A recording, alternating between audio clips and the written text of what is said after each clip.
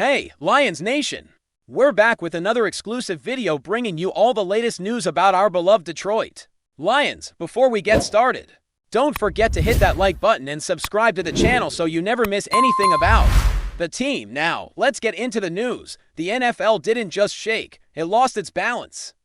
It wasn't a rumor, a whisper, a locker room hint, or one of those insider tweets that sends fans scrambling for clarifications. No, this came like a meteor ripping through the league's atmosphere. Without warning, without mercy, without explanation, at 1:58 p.m. Eastern, ESPN stunned the world with one of the most violent headlines in recent memory. DK Metcalf leaves the Seahawks and suits up for the Detroit Lions. The notification didn't buzz. It struck hard. It slammed onto screens like an earthquake, rattling fan bases and blindsiding analysts. DK Metcalf, the sculpted titan of Seattle, the athletic anomaly, the 230-pound missile with sprinter legs and linebacker ferocity, had walked away from the Pacific Northwest and into the rising inferno of Detroit football. Inside the Lions facility, chaos unfolded in silence. Players froze mid-rep as the news scrolled across the practice scoreboard. Coaches stared at their tablets, stunned. Staffers whispered,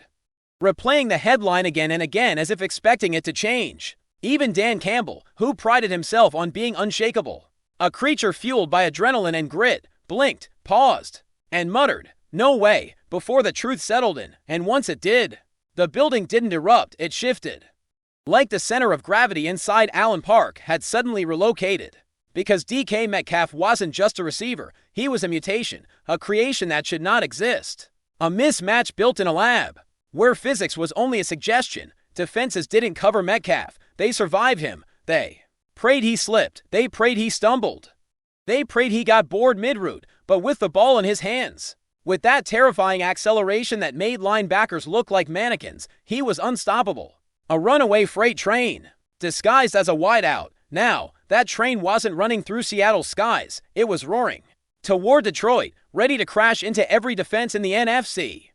Insiders immediately scrambled for explanations. Why did he leave? Why Detroit? Why now?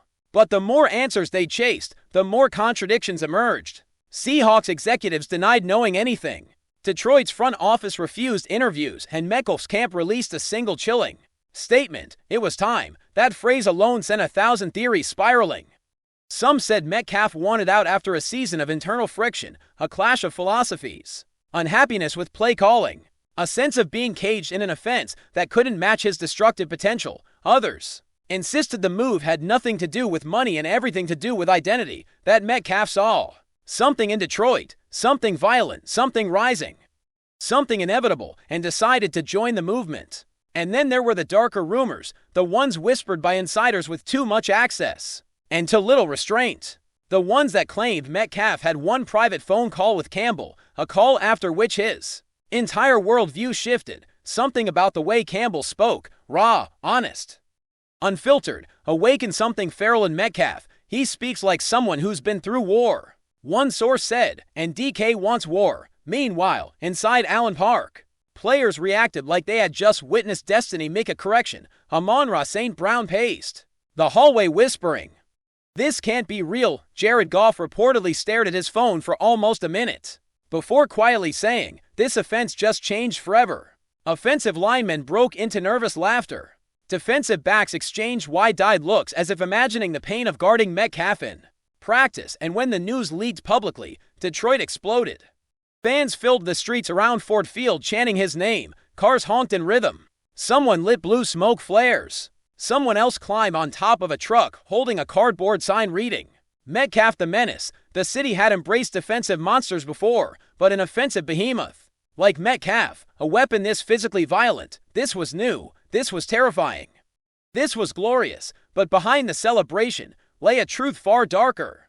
Because the real story wasn't about the signing, it was about how Detroit stole him, how they orchestrated a negotiation so silent, so precise, so predatory that even Seattle's front office realized too late what had slipped through their fingers. And the moment Metcalf arrived, with his hood up, headphones on, and eyes locked forward like a soldier entering a battlefield, everyone inside the facility understood one thing with chilling clarity.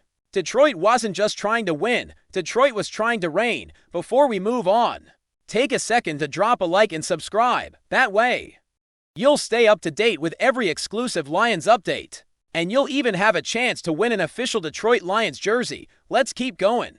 But the truth, the real truth, began long before the press release, long before the headlines, long before Detroit fans screamed into the cold Michigan air. It began in a windowless strategy room beneath Allen Park. That players jokingly called the war chamber, though no one laughed when they said it. This was where futures were decided, where the most dangerous ideas took shape, where Campbell and his generals constructed the blueprint for a dynasty brewed in fire. 3 weeks before the signing, Campbell sat at the head of a long metal table, staring at a paused projection of DK Metcalf torching a cornerback with inhuman acceleration. The room was silent. Ben Johnson leaned forward, eyes locked on the screen. Brad Holmes folded his arms, waiting. The projector hummed. The air thickened. Campbell finally spoke, voice low, steady, predatory. "This is the kind of guy who doesn't join a culture. He becomes the culture." That sentence lit the fuse. Detroit had built something real, a violent, disciplined, brotherhood-forged identity that the league had begun to fear. But what they lacked was not talent. It was a symbol, a headline that would echo through other locker rooms. A physical embodiment of aggression, dominance, and undeniable athletic insanity. DK Metcalf was that symbol. Detroit didn't pursue him because he fit. They pursued him because he completed something, because he turned danger into inevitability, because he made defenses play scared on Wednesday. The Lions devised a plan so covert that even high-ranking staff didn't know what they were preparing for. They created dummy scouting reports. They scheduled fake meetings. They leaked the wrong rumors. They moved money in silence. They hid contract structures under unrelated transactions. It was a chess match played in shadows. And Seattle never saw the knight sliding across the board until Detroit whispered checkmate. When the first phone call between Metcalf's camp and Detroit happened, the electricity was immediate. He didn't ask about money. He didn't ask about targets. He didn't ask about the scheme. He asked one question: do you want to play bully ball? Campbell didn't hesitate. We want to break people. That was it. The moment, the pivot, the fracture that cracked open fate. From that point, negotiations accelerated into a frenzy. Lawyers on both sides scrambled. GMs exchanged messages filled with veiled threats and cold silence. Political games erupted behind the scenes in Seattle's ownership group. Yet through all of it, Metcalf remained calm, focused. Already gone by the time the contract was signed. Word inside Seattle was that the locker room felt punched in the chest. Pete Carroll reportedly closed his office door for 40 straight minutes. Teammates texted Metcalf begging for explanations he never answered. Fans accused the team of betrayal. Radio hosts melted down on air. The Pacific Northwest felt abandoned. Detroit felt reborn when Metcalf entered the facility for the first time. Massive, silent, carved like granite, energy vibrating around him. A hush fell over the locker room. Even veterans straightened up. A rookie reportedly whispered, "That's what a superhero looks like." But Metcalf wasn't a hero. He wasn't a savior. He was a weapon. A weapon Detroit planned to unleash without apology. Ben Johnson redesigned sections of the playbook overnight. Entire pages vanished. New pages materialized. Concepts that had never been viable suddenly became inevitabilities. Seam shots, isolation slants, double fades, play-action bombs, red zone packages that looked illegal. Practices morphed into war simulations, and then came the moment. During his first unofficial rep, Metcalf lined up across from a veteran cornerback, one known for toughness. The ball snapped. Metcalf exploded forward like a rocket breaking sound. The cornerback didn't fall. He flew backward. A gasp rose from the field. Someone swore loudly. Someone else muttered, "Jesus Christ." Campbell blew the whistle and just nodded, not smiling, not celebrating, recognizing. Because now it was real. Detroit had acquired the most physically imposing receiver of the modern era. A juggernaut wearing Honolulu blue, a destroyer built for postseason violence. And as practices continued, as fans gathered outside chanting his name, as ESPN dedicated segments to panicked NFC North defenses, one truth settled over the league like a shadow: DK Metcalf didn't join the Lions. He crowned them. Detroit wasn't a rising threat anymore. Detroit was an empire under construction. And with Metcalf on the front lines, the NFL had officially entered survival mode. We bring you the latest Lions news every single day, so make sure you're subscribed. Hit that like button.